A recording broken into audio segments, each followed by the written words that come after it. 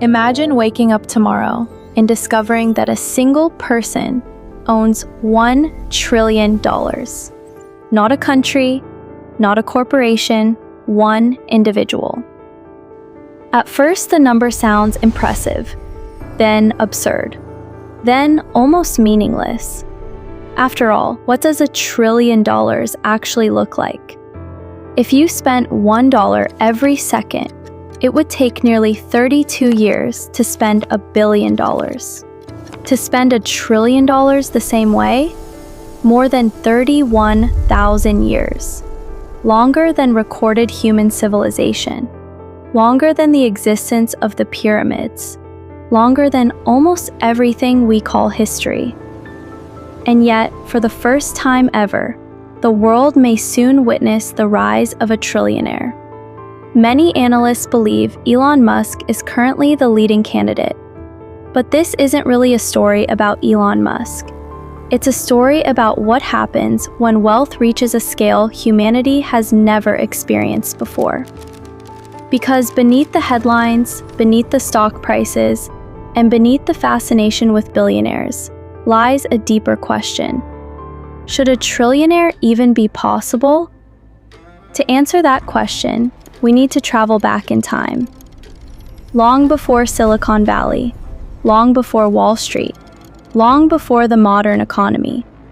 Our story begins in the 14th century with a man named Mansa Musa, the ruler of the Mali Empire, often described as the richest person who ever lived. His wealth came from gold, one of the most valuable resources on Earth. When Musa embarked on his famous pilgrimage to Mecca, he traveled with a massive caravan carrying enormous quantities of gold.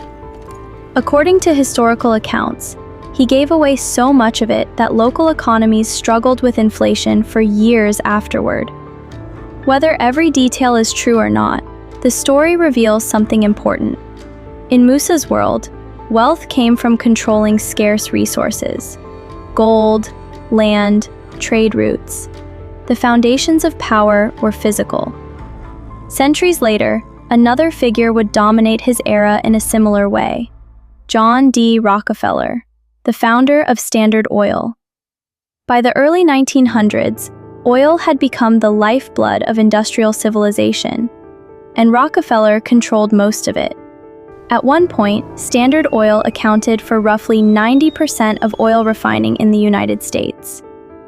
Like Mansa Musa before him, Rockefeller's fortune wasn't merely about luxury, it was about control. Control over the resource that powered the modern world. But here's where things become strange. The next trillionaire may not control a resource. They may control a system. And systems are far more powerful. Today, value no longer comes primarily from gold mines or oil fields. It comes from networks, platforms, data, technology, and the ability to connect billions of people simultaneously. This is why modern fortunes grow differently from those of the past.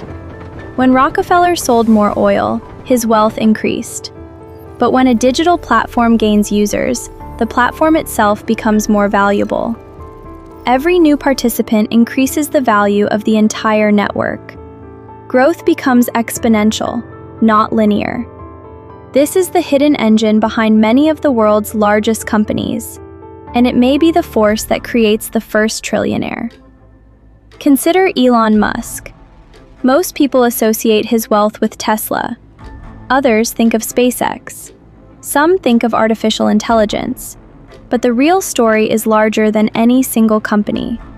It is the convergence of multiple technologies at once: electric vehicles, artificial intelligence, satellite internet, robotics, energy infrastructure. Each of these industries has the potential to reshape civilization.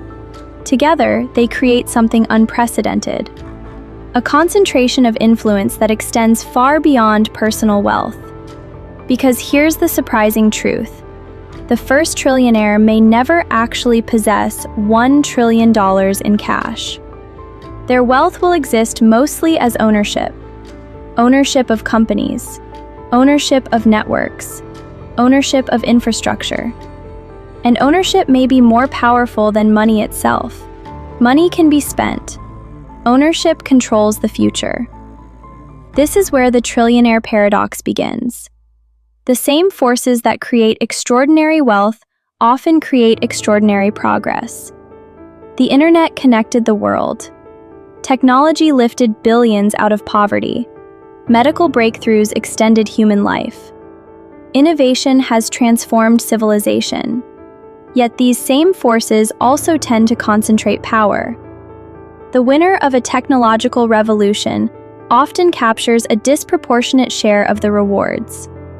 The result is a strange contradiction. The systems making humanity wealthier overall may also be making wealth more concentrated than ever before. Supporters argue that this is simply how innovation works. They point out that entrepreneurs take enormous risks. They build companies, create jobs, develop technologies that improve lives. Without ambitious visionaries, many of humanity's greatest advancements might never exist. Critics see something different. They argue that extreme concentrations of wealth threaten economic fairness and democratic institutions. When one person's fortune exceeds the annual output of entire nations, questions naturally arise. How much influence is too much? How much power should any individual possess? And who ultimately benefits from technological progress? History offers no easy answers, but it does reveal a pattern. Whenever wealth reaches unprecedented levels, society eventually adapts. Sometimes through reforms, sometimes through regulations, sometimes through periods of intense conflict and change. The rules of the game rarely remain the same forever. Perhaps the most fascinating question isn't economic at all. It's psychological. Why pursue $1 trillion? After a certain point, wealth stops changing everyday life. No one can eat 1 million meals, live in 1,000 houses, or drive 10,000 cars. So what motivates the pursuit? For some, it may be the desire to solve impossible problems. For others, the pursuit itself becomes the reward. An endless game where success creates the need for even greater success. The human brain evolved to chase survival, status, achievement, but it never evolved to comprehend $1 trillion. The number is simply too large, too abstract, too disconnected from ordinary experience. Which raises one final question. If no human being can truly comprehend $1 trillion, can any human being responsibly wield the power that comes with it? The age of the trillionaire is approaching. Whether it arrives through Elon Musk, another entrepreneur, or someone we haven't heard of yet, the trend seems increasingly difficult to ignore. But the real significance isn't who reaches the milestone first. The real significance is what the milestone represents. A world where technology can create wealth faster than ever before. A world where innovation and inequality may grow side by side. A world where a single individual can command resources once reserved for empires. The trillionaire is not merely the next billionaire. It is an entirely new category of power. And as humanity stands on the threshold of that future, perhaps the question isn't whether the first trillionaire is coming. Perhaps the question is whether the rest of us are prepared for the world that follows.